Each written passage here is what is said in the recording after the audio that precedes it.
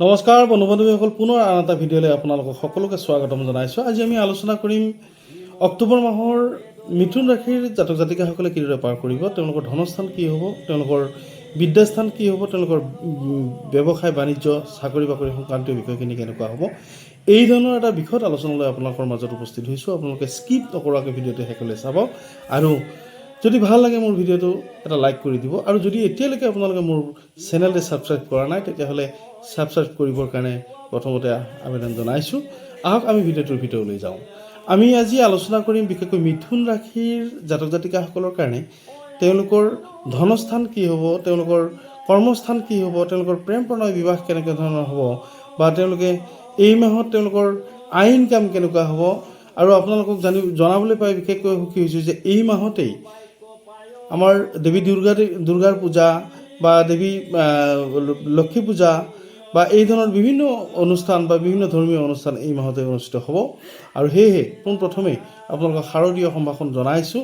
আৰু আজি এই মিথুন ৰাশিৰ জাতক জাতিকাসকলৰ আজি এই অক্টোবৰ মাহটো কি ধৰণে যাব তাৰ এটা বিষয়ত আলোচনা আপোনালোকৰ কাৰণে আগবঢ়াইছোঁ। আহক আমি ভিডিঅ'টোৰ ভিতৰলৈ যাওঁ। মিথুন ৰাশিৰ জাতক জাতিকাসকলে এই মাহটোৰ এক উল্লেখনীয় মাহ হিচাপে পৰিগণিত হ'ব তেওঁলোকৰ কাৰণে। এইকাৰণে তেওঁলোকে ধনস্থান বা আয়স্থান বা তেওঁলোকৰ উপাৰ্জন বা কৰ্মস্থান ইত্যাদি ক্ষেত্ৰত এক স্বস্তিৰ নিশ্বাস পেলাব পাৰে বুলি আমি বিবেচনা কৰিছোঁ। আৰু মিথুন ৰাশিৰ জাতক জাতিকাসকলে বিশেষকৈ বহুদিনতে পৰি থকা কামসমূহ তেওঁলোকে এই মাহত আৰম্ভ কৰিব পাৰিব আৰু প্ৰভাৱশালী ব্যক্তিৰ সান্নিধ্য লাভ কৰিব। তেওঁলোকে মাটি বাৰী লাভ কৰিব পাৰে। প্ৰভাৱশালী ব্যক্তিৰ প্ৰভাৱত তেওঁলোকৰ মাটি বাৰী বা যান বাহন কৰাৰ ক্ষেত্ৰত তেওঁলোকৰ সুবিধা হ'ব। আৰু এই মাহটোত তেওঁলোকে বিশেষকৈ আইন কামৰ ক্ষেত্ৰত যথেষ্ট উচ্চ স্থানত থাকিব বুলি এক আশা কৰিব পাৰি।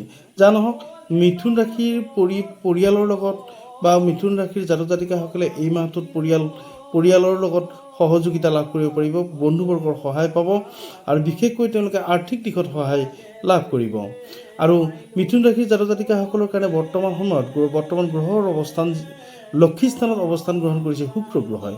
আৰু শুক্ৰ গ্ৰহই যিহেতুকে মান সন্মান যশস্যা এই সমস্ত বিষয় কঢ়িয়াই আনে, সেয়েহে এই মাহটোত ব্যৱসায়ত লাভান্বিত হ'ব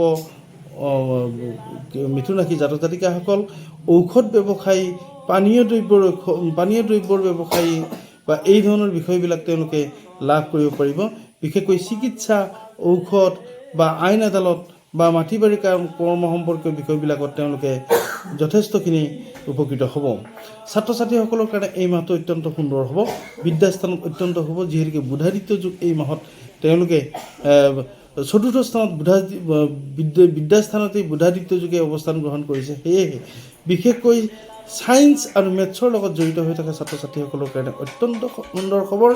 আৰু তেওঁলোকে নতুন সুবিধা পাব। তেওঁলোকৰ বিদ্যাৰ ক্ষেত্ৰত যোগাযোগ অক্ষুণ্ণ থাকিব। ব্যৱসায় বিদ্যাৰ ক্ষেত্ৰত বিশেষকৈ তেওঁলোকৰ মনোযোগিতা বা শিক্ষাৰ প্ৰতি যিটো ধাউতি সেই বিষয়খিনি অটুট থাকিব। শুক্ৰ আৰু বৃহস্পতিৰ দৃষ্টি বিনিময় যুগ নিৰ্মাণ হৈছে এই মাহটোত মিথুন ৰাশিৰ কাৰণে। গতিকে মিথুন ৰাশিৰ জাতক জাতিকাসকলে বিশেষকৈ চাকৰি প্ৰাৰ্থীসকলে চাকৰি লাভ কৰিব আৰু তেওঁলোকে উপযুক্ত কৰ্মমৰ্যাদা পাব। বা যিসকলে কমিশ্যন ব্যৱসায়ী বা যিসকলে মাটি বাৰীৰ লগত জড়িত হৈ আছে সেইসকলে এই মাহটোত তেওঁলোকে তেওঁলোকৰ কৰ্মস্থানৰ দক্ষতা প্ৰকাশ কৰিব সুবিধা পাব। ব্যৱসায়ীসকলৰ কাৰণে অত্যন্ত সুন্দৰ, বিশেষকৈ বস্ত্ৰ ব্যৱসায়ী, ঔষধ ব্যৱসায়ী, প্ৰসাধন বিক্ৰেতা বা ৰত্নৰ ব্যৱসায়ী এইসকলে তেওঁলোকে যথেষ্ট সুবিধা পাব।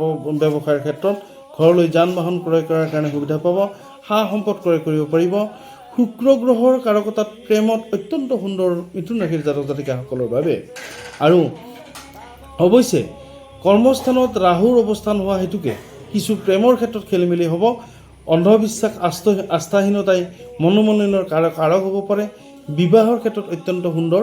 বিবাহ উপযোগী পাত্ৰ পাত্ৰীসকলে নিজৰ পচন্দ অনুযায়ী তেওঁলোকে পাত্ৰ পাত্ৰী চিলেক্ট কৰিব পাৰিব বা পাত্ৰ পাত্ৰী তেওঁলোকে পচন্দ কৰিব পাৰিব। আৰু এইটো বিশেষ কথা যে মাটি বাৰী আৰু কমিশ্যন ব্যৱসায়ীসকলৰ কাৰণে এই মাহটো এটা উল্লেখনীয় মাহ বুলি ক'ব পাৰি মিথুন ৰাশিৰ জাতক জাতিকাৰ ক্ষেত্ৰত। আৰু নতুন সুবিধা লাভ কৰিব। মাটি বাৰী ব্যৱসায়ৰ লগত যিসকল মিথুন ৰাশি জড়িত হৈ আছে সেইসকলৰ কাৰণে নতুন সুবিধা লাভ কৰিব।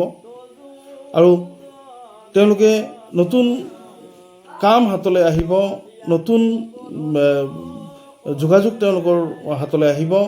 আৰু লগ্নত মংগল গ্ৰহ থকাৰ কাৰণেই মংগল গ্ৰহৰ অশুভ কাৰকতাৰ কাৰণেই মিথুন ৰাশিৰ জাতক জাতিকাসকলে তেজৰ লগত সম্পৰ্কিত হৈ থকা বেমাৰ আজাৰ বা আঘাতপ্ৰাপ্ত হোৱা ইউৰিক এচিড ডায়েবেটিছ প্ৰব্লেম বা হিমগ্ল'বিনৰ সমস্যা এনেধৰণৰ সমস্যাবিলাক হয়তো পাব পাৰে এই মাহটোত।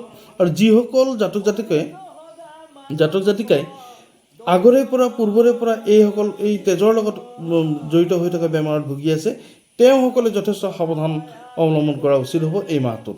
আৰু নৱম স্থানত স্বগৃহী শনিৰ অৱস্থান হেতুকে আকস্মিক ধন প্ৰাপ্তিৰ সম্ভাৱনা আছে। দশমৰ ৰাহুৰ অশুভ কাৰকতাত অত্যন্ত খৰচান্ত হ'ব পাৰে মিথুন ৰাশিৰ জাতক জাতিকাসকলে এই মাহত।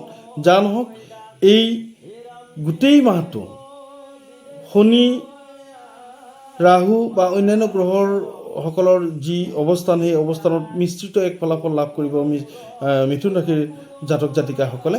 আৰু সেয়েহে পূজাৰ সময়ত মিথুন ৰাশিৰ জাতক জাতিকাসকলে কি কৰিব, বিশেষকৈ নৱমী পূজাৰ দিনাখন 108টা চাকি 108টা মিঠাতেলৰ চাকি জ্বলাই দুৰ্গা দেৱীক প্ৰণাম কৰিব পাৰে। তেওঁলোকৰ ধন জন ঐশ্বৰ্য বিভূতি জ্ঞান বিজ্ঞান চাকৰি বাকৰি ব্যৱসায় বাণিজ্য সতি সন্তান বিয়া বাৰুকে আদি কৰি সমস্ত বিষয় সিদ্ধি লাভৰ কাৰণে নৱমীৰ দিনাখন 108টা মিঠাতেলৰ চাকি দেৱালয়ত বা মন্দিৰ প্ৰাংগণত জ্বলাই দিব, তেতিয়া সুফল পাব।